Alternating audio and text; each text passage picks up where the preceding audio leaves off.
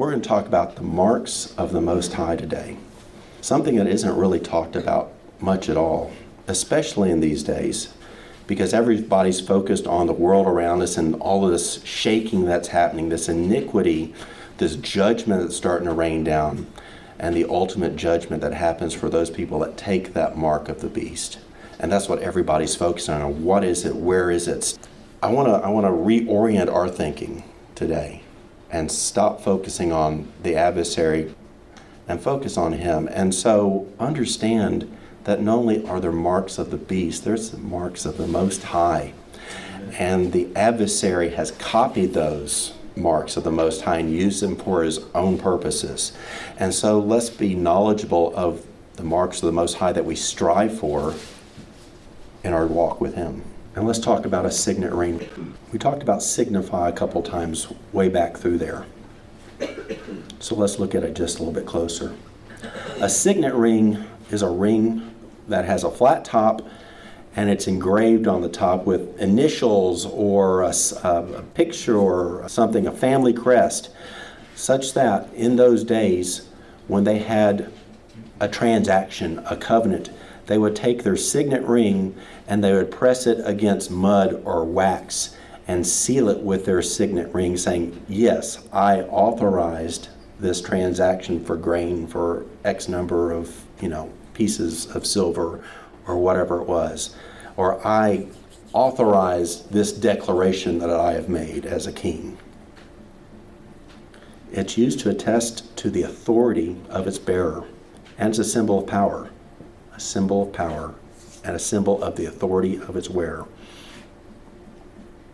As Esther is an example, in the king's name, and seal it with the king's name, for the writing which is written in the king's name and sealed with the king's name may no man reverse. So when the king seals it, nobody gets to say otherwise. Joseph got a signet ring. When Joseph interpreted the dreams of Pharaoh, Pharaoh said unto him, see, I've set you over the whole land of Egypt right underneath me. And Pharaoh took off his signet ring from his hand and put it on Joseph's hand. And he thus, as second in command of Pharaoh and as his servant, had the full authority of Pharaoh in all the land.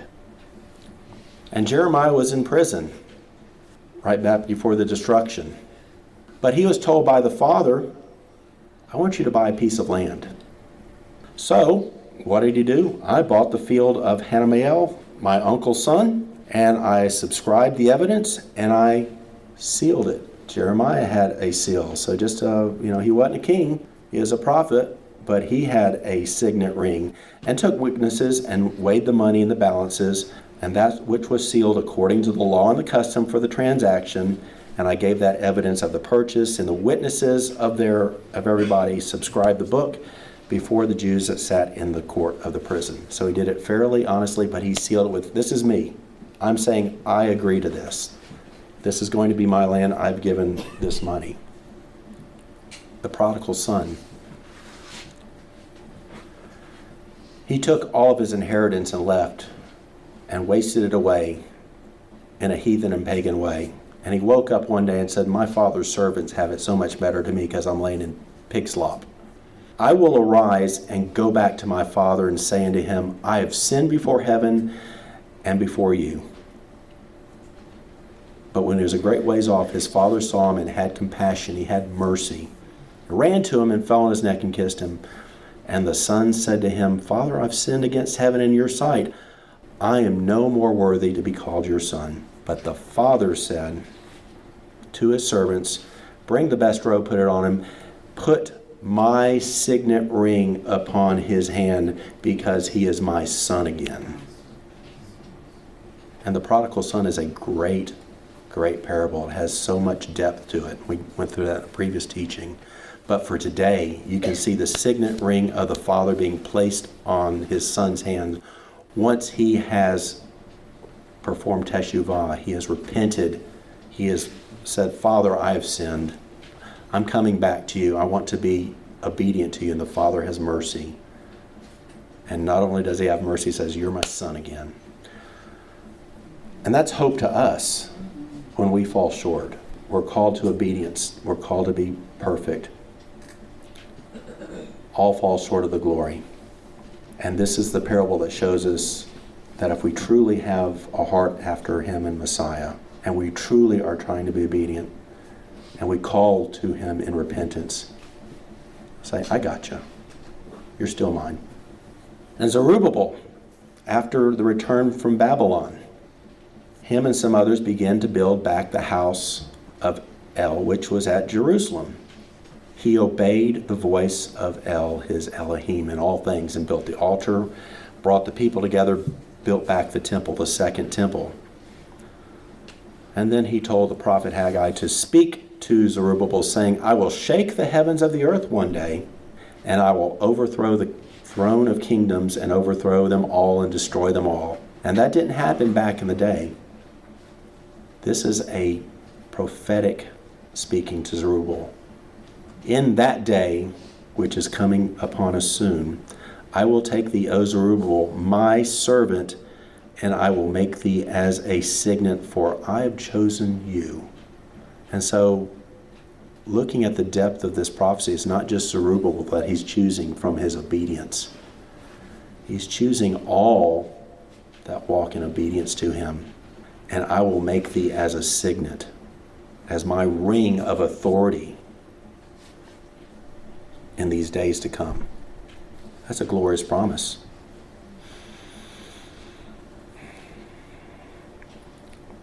In Deuteronomy, it talks about servants. And if your brother, a Hebrew man or a Hebrew woman, be sold unto you and serve you 6 years, then in the 7th year you must let them go free and give them plenty as reward for their work. But if the servant says to you, I love my master, I will not go free. I want to stay with you. Then you'll take an awl, thrust it through his ear through the door, and ye shall be my servant forever. You said you love me, and you don't want to leave, so be it. You will be my servant forever. And we look at all the epistles. Paul, as he starts off his epistles, Paul, a servant of Messiah. James, a servant. Peter, a servant. Jude, the servant.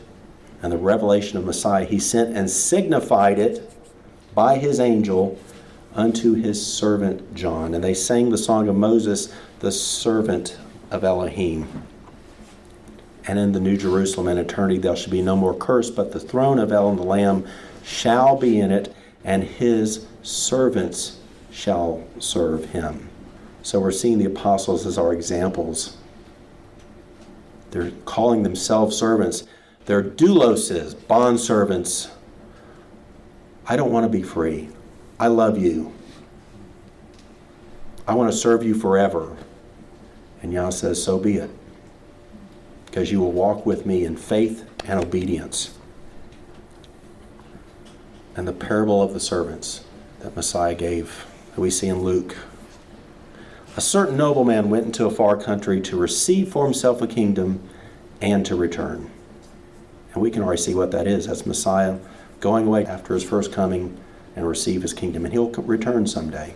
And he called his 10 servants and said, occupy till I come. That's what we're supposed to do. Occupy until he returns. And he commanded these servants to be called unto him to whom he had given the money, that he might know how much every man had gained by trading. And the first one came and said, Adon, your pound has gained 10 pounds. And he said to you, well done, my good and faithful servant, because you have been faithful in a little, you shall have authority over 10 cities. And so his servant, while the master was gone, was doing transactions and making more. And how did they do the transactions back in the days? You saw what Jeremiah did. He took his signet ring and he sealed it. He sealed the transactions. So these servants in this parable are making transactions and they're serving it with a ring. Now, whose ring is it? It's not theirs. They're servants.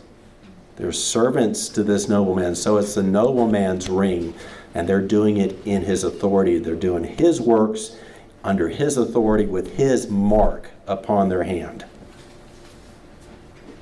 he says, well done, you've been a good servant. You've talked my name, you speak righteousness, you speak the truth. Because you've been faithful in little, so shall you have authority over many in the kingdom to come. And another said, Adon, behold, here's your pound, because I kept it in a napkin. I really didn't do anything, but I kept what you gave me. And he said unto him, out of your own mouth I judge you, you wicked servant. You knew that I was an austere man, taking up that I did not lay down, and reaping that I did not sow. And we know the sowing the seeds is the seeds of truth that we are called to sow as our good works, and that he will reap the bounty of the plants that come up, those people that are called to righteousness and faith in him. But we sow the seeds. He says, I don't sow those seeds. You sow them, I reap the harvest. But you didn't do it. You're a wicked servant. Take from him what ye had, give it to the other one that made 10 pounds, and for everyone that has been given, if you don't do anything, even that shall be taken away from him. And it keeps going. My enemies, which would not that I should reign over them, if you don't want to do what I tell you to do, you're not under me. And if you're not under me, bring them hither and slay them before me. That's in Luke. And we all have the picture of our Savior with the lamb and the little children that we remember from Sunday school back from when we were kids, and a loving Messiah. This is the same Messiah. He's coming with righteousness, glory, power, and judgment. I will not change, he says in Malachi.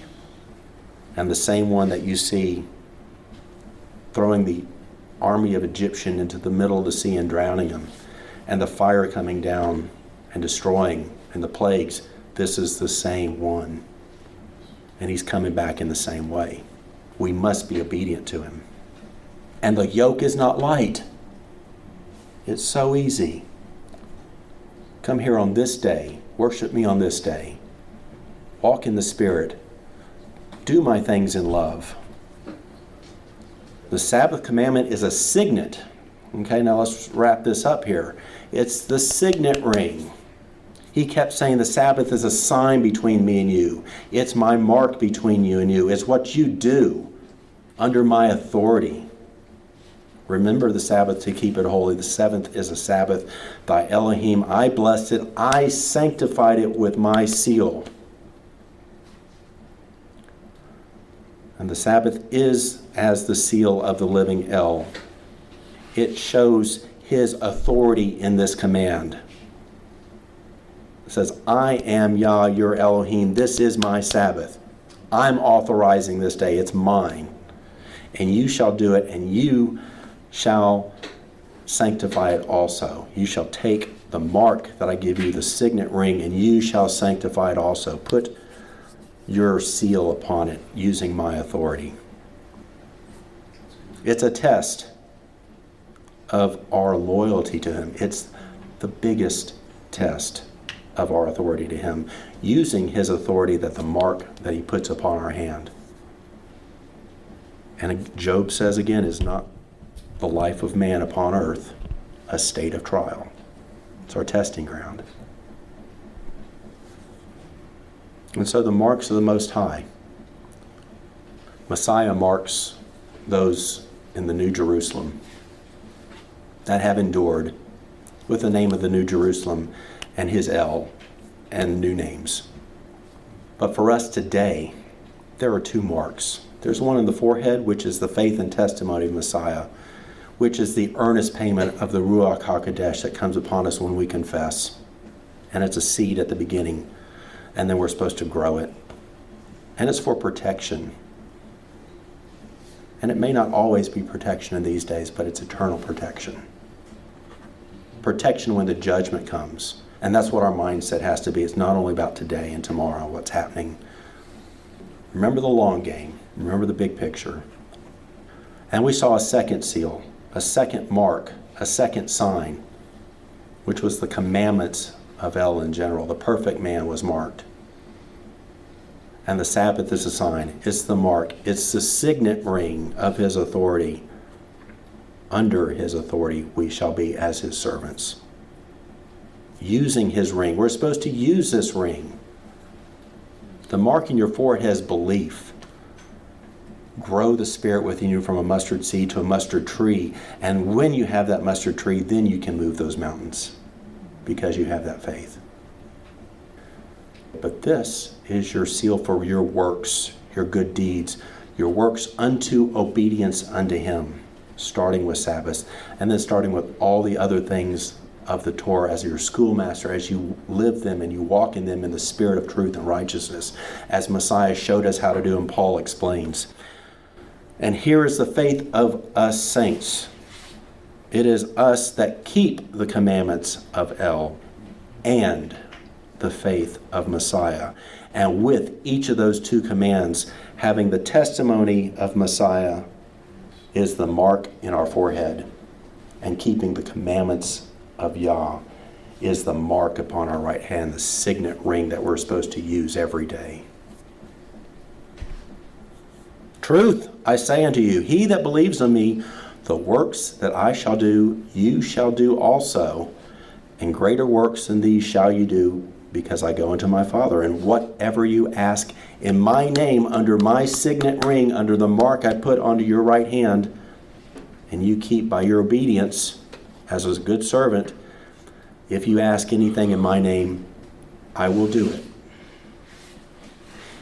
If you ask for something that's under my authority and my will, per my signet ring, it will happen. If you love me, as the doulos, the bondservant said, I love you, my master. I don't want to leave. I want to be yours forever. If you love me as that servant to get my ring, keep my commandments. Direct words from our Messiah, the creator of the heavens and the earth, our Savior. And if the servant says, I love my master, I do not want to go free, he will be your servant forever. Under those guidelines, we do what he says. He gives us that authority. He gives us that protection. Mark the perfect man, and it's the Sabbath that is a sign between him and us. And it gets better. Because when we're children, we're in bondage under the elements of the world. But El sent forth his Son to redeem us that were under the law, that we might receive the adoption of sons. And El has sent forth the Spirit of his Son into your hearts, crying, Abba, Father. Wherefore you are no more only a servant, because it says we're servants through the new kingdom and the new Jerusalem forever and ever that will serve him. You are no more only a servant, but a son also. And if you're a son, then you're an El, an heir of El through Messiah. We inherit the riches that he has set apart for us. Who hath sealed us and given the earnest of the Spirit in our heart, as we saw. So therefore, my brothers and sisters, shine. Shine brightly. Work out your own salvation with fear and trembling. It is Elohim that works in you both to will and to do of his good pleasure, his works, using his authority, his marks. Do all things without murmurings and disputings, that you may be blameless like the perfect man that was marked, the sons of Elohim that we just saw, in the midst of a crooked and perverse nation, among whom ye shall shine as lights in the world. Now, we're children of the light, as it says. Where's my light? It shines because of the marks that he's placed upon us. The marks are not just marks, they're marks of light, spiritual light. And the more we believe in him, and the more that mustard seed grows into a tree, the brighter that mark in our forehead glows. And the more good works that we do, and the more obedient things we do, and the more that we bless others and bless the Father, the more that mark on our right hand, the brighter that signet ring is glowing. And they that shall be wise shall shine as the brightness of the firmament, and they that shall turn many to righteousness as the stars forever and ever.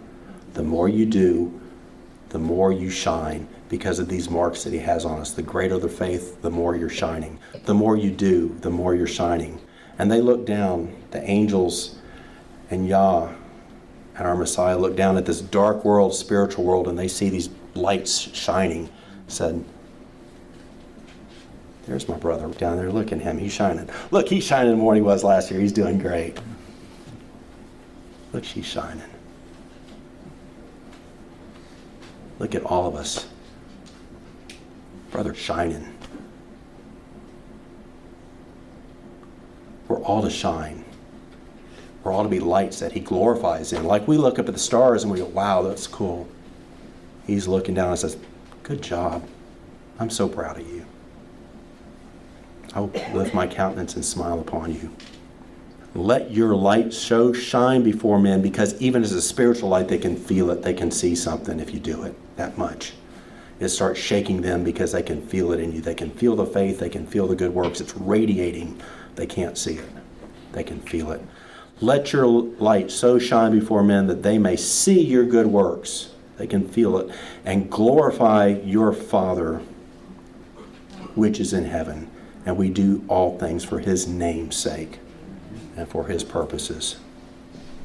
Shine on. That's the marks of the Most High.